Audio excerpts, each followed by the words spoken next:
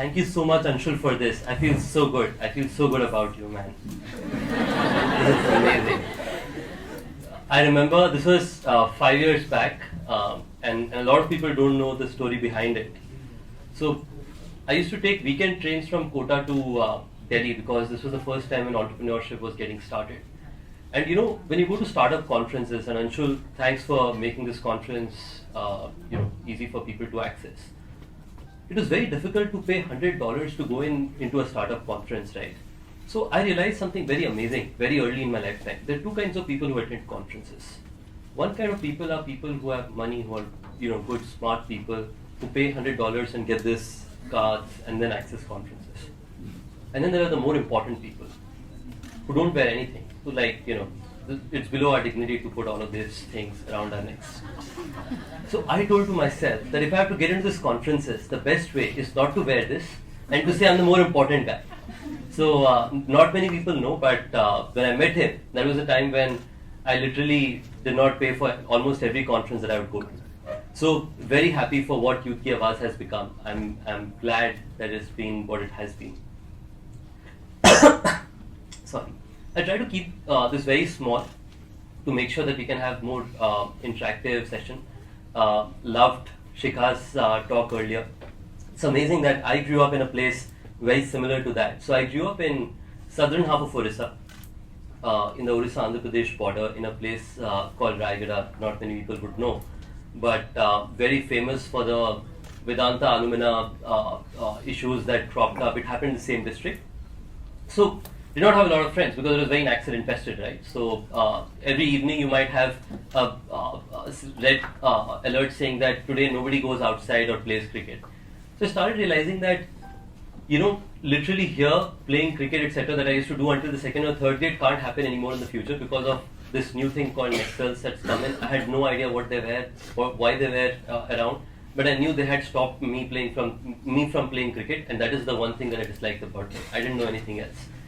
But anyway, I think that was why I started doing things very, very different things, right? So my dad used to run a small business in the city, and we were fortunate that he bought a second-hand computer system for us because whichever company he used to distribute products of, he was mandated to have a computer system in which the billing, etc. would happen. So all nights after that, I would use the computer and do really, really random things. So I wrote my first lines of code when I was in 3rd or 4th grade by using that computer system. And for me as a young kid, for the first time seeing stars on the screen, a man walking on the screen as an output of that program, felt amazing. I felt this is the first time in life I can do what I choose to, and this has almost been like the nature of the conversations throughout, that people take control of what they want to do. So since then started my journey of doing random things, right? So I started selling SIM cards, FMCG products, and I derived a lot of pleasure in it. So post 10th grade, the place where I grew up, there are multiple places nearby, places like Barampur, Sambalpur and so on, but if anyone goes from Raigada to places like this, it's considered like a massive achievement. This guy has done amazingly well to do this. I said, I want to go to this other part of the country, which is Kota, because I used to read a lot of things on newspapers. And my family was like, look, we understand that we are a native of that place, but it was 4 generations back. Not many people go there. I don't know what's up. And all my childhood, I had a lot of people who did not see Rajasthan. I used to feel entire Rajasthan used to be only deserts and sand dunes. It's only later you realize that there are roads bhi hain, nadiyan bhi behti hain. It's amazing, right? So I felt 2 years of rockstar time in the middle of desert dunes before I figured anything else out. So my family was supportive. It was also generous of the guys where I went to study to give me some scholarship. So I set up on this trail to come to Kota, Rajasthan for my further education. And the day I landed there, I realized Kota mein, whatever happens, the only excuse is chambal ka pani. So food was very spicy. People would say, ye chambal ke pani ke karan hai. People would hate you, and in the autos, people would scream on you whenever you had to negotiate something. Like, ye gussa chambal ke pani ke karan aata hai. So I felt, while that was said, I realized what people were doing around was something very different from what I wanted to do. I enjoyed all my childhood through the 10th grade doing things which were different, right? And I felt Kota se itne engineers nikal rahe hain, so everyone should be doing something really cool. I realized in a month and a half that almost everyone was, and with all due respect, was either mugging what was there in inorganic chemistry, was doing something that would help them solve the problems and get through the next examination. I think for me, I never really connected with that. So while I continued doing well there, I used to take weekend trains and come to Delhi and attend all of these startup events. And that is where I met some extremely smart people. So Kota to Delhi is 3.5 hours, right? So a bunch of other friends used to come because they wanted to spend time, party and so on. I didn't have the money to do it.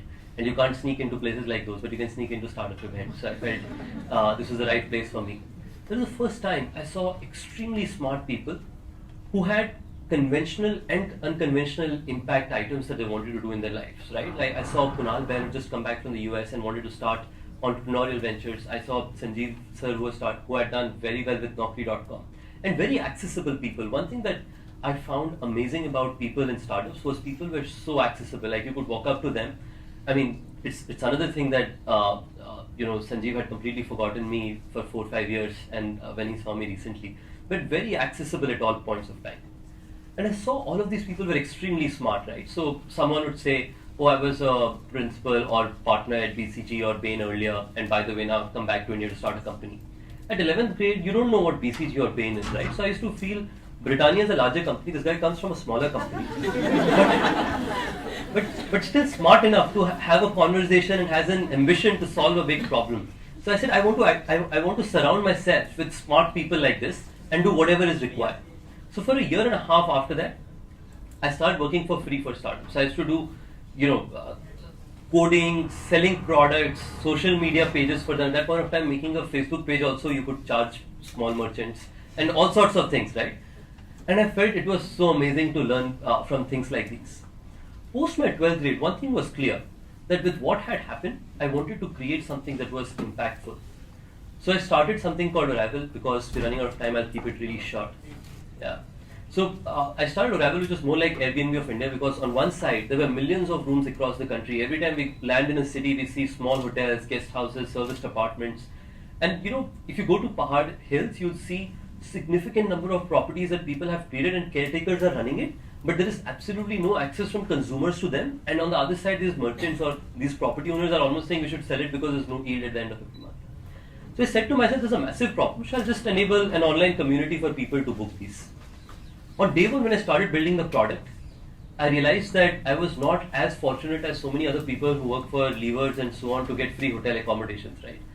If I was, I knew what was the standard check-in times, check-out time and so on. Now I could not build the product because I did not know any of these things. So I set out on a 3.5-month trail where I would literally wake up every day, stay in a new bed and breakfast, serviced apartment, guest house, and use all the stipends of the past for the last year and a half, and all the money that I could get from my family in terms of pocket money.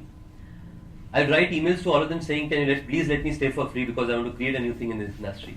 Very little people let me stay for free, but many other people gave me discounts. And the reason why I set out on this was because I felt the best companies in the world are always created by entrepreneurs' personal pain points, right? And I had comparatively much lesser pain points with hotels. Only later I started identifying more of it. In this 3.5 to 4 months, I realized, having stayed across all types of properties, right? Government properties in Uttarakhand to sort of the slightly more better ones in Himachal, to Delhi, to Jammu and Kashmir, to Rajasthan, Punjab and so on. I realized the problem was not in discovery of these accommodations. There were enough and more available online in the past. The problem was in predictability of these. Right? You land at the city, you call the hotel owner, he won't pick up the phone. You reach the hotel, it's locked, you can't get inside. You go inside, the receptionist sleeping topless, maid. You go into the room, mattresses are torn. The TV is not working, water is leaking. You can't pay by cards. It used to be a significantly ridiculous experience, and hence, one thing was unfathomable for me, that you get into a railway train, you can't make a seat booking for the next 3 months to come. It is possibly the world's top 2 railway networks in this country, and the largest hotel chain had 6,000 rooms. It was unfathomable for me how both of these come together. So I said to myself, if this is the problem, I'll go solve it. A lot of people started telling me, look, what you were doing, the online thing was the cooler one. Now you want to go start a hotel. This is the boring thing. No one funds ideas like this. So I said, I'm not building this to get funding. I'm building this because I feel that there's a large problem. And people felt that this guy was just ridiculing everyone around because everyone does a startup to raise funding, right? Like, come on. So I went to this one property where I had stayed at. It was 15-20% occupancy. I told the hotel owner that if I drive 90% occupancy for you, I become your partner. If I don't drive it, you can throw me out in 6 to 7 months.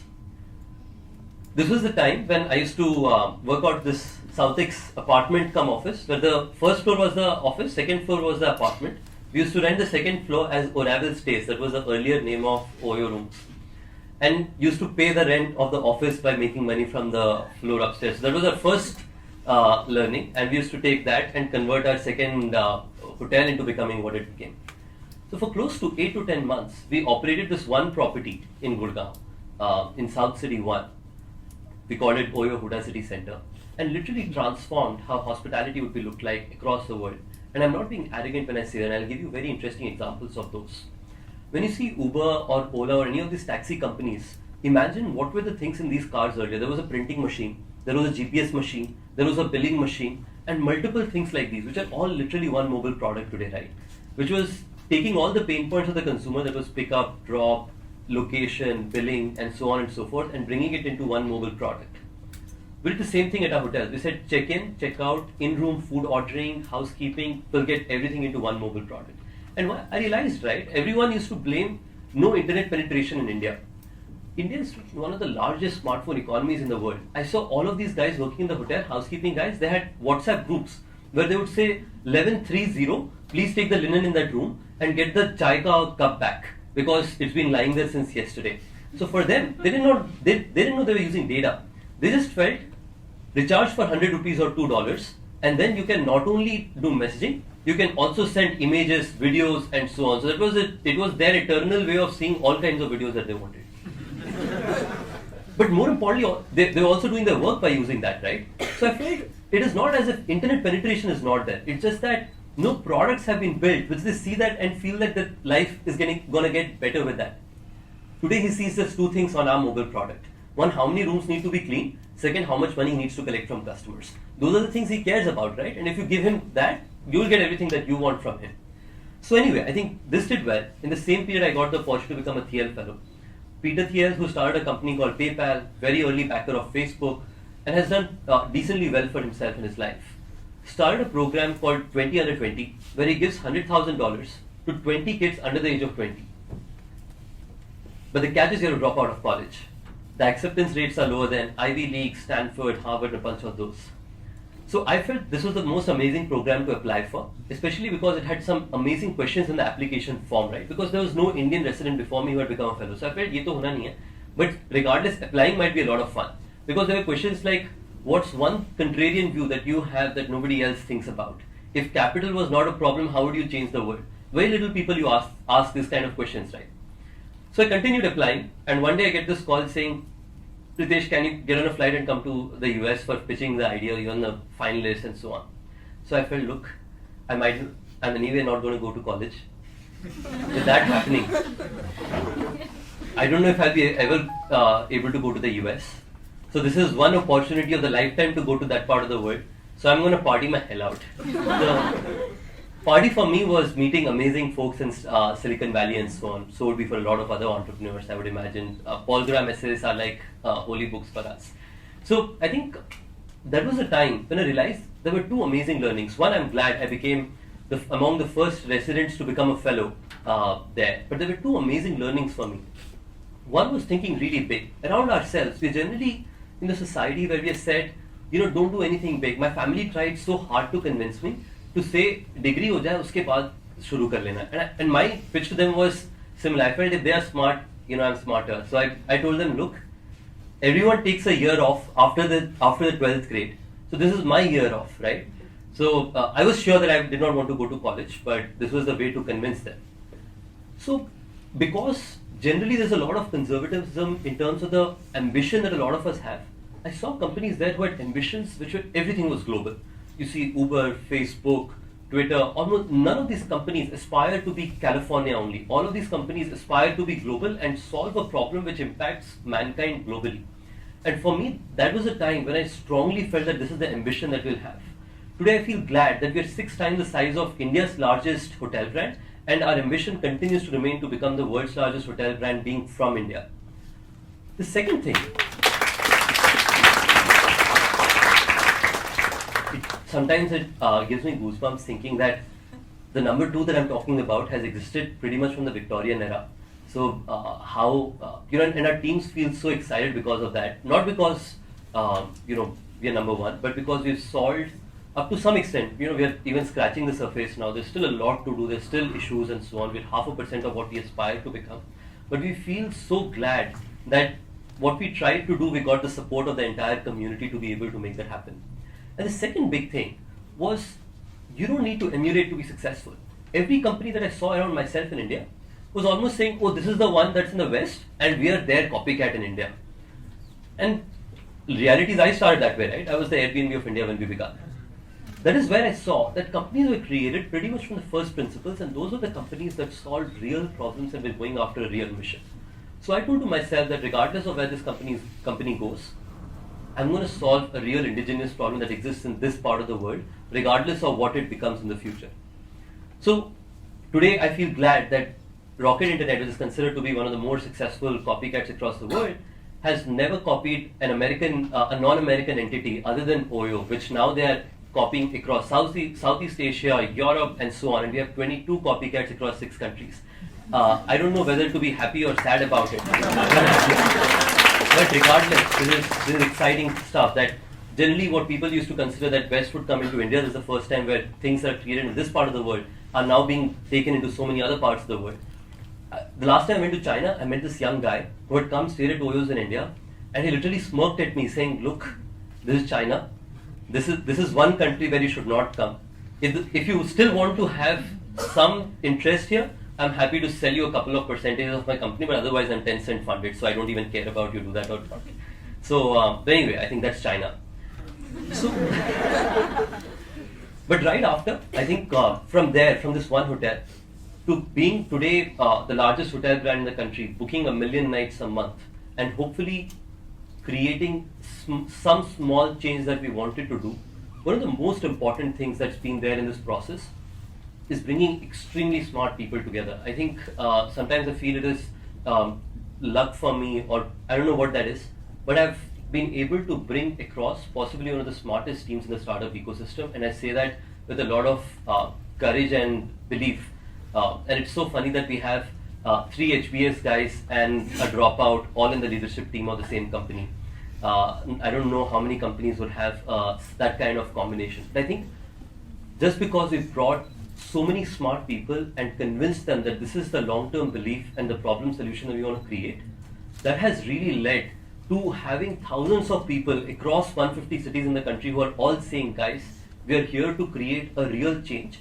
And nowadays, I see a lot of other people coming in and telling me, Ritesh, this doesn't go in line with our mission, and hence we should not be doing this, which is so powerful for us. None of these things excite me personally a lot from where we are today. The long-term ambition for me is saying, I want to take any piece of land on this earth, standardize it, and democratize it for the final people, right? All of these hotels already existed, but it was never democratic for people to be able to transact in the right price, in the right quality of experience, and so on. Same goes for so many other things that are static, right? For example, airport lounges. Everyone who gets on a flight, tier 2, tier 3 town, definitely should go and sit in the airport lounge. It's not very expensive, but there have been artificial walls of this premium cards that's been created. Staying in a house is such a trouble. Until 2 months back, I used to stay in OYOs every day until my family forced me to stay at a house. You have to pay water bills, TV bills, Wi-Fi bills, all sorts of pains, and after that you call your landlord and you won't pick up your phone.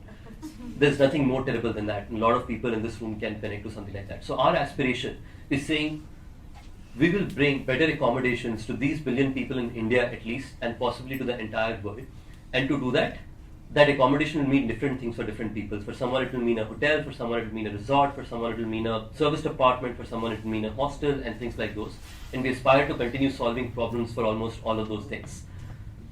I think I'd love to make it more interactive and open up for questions.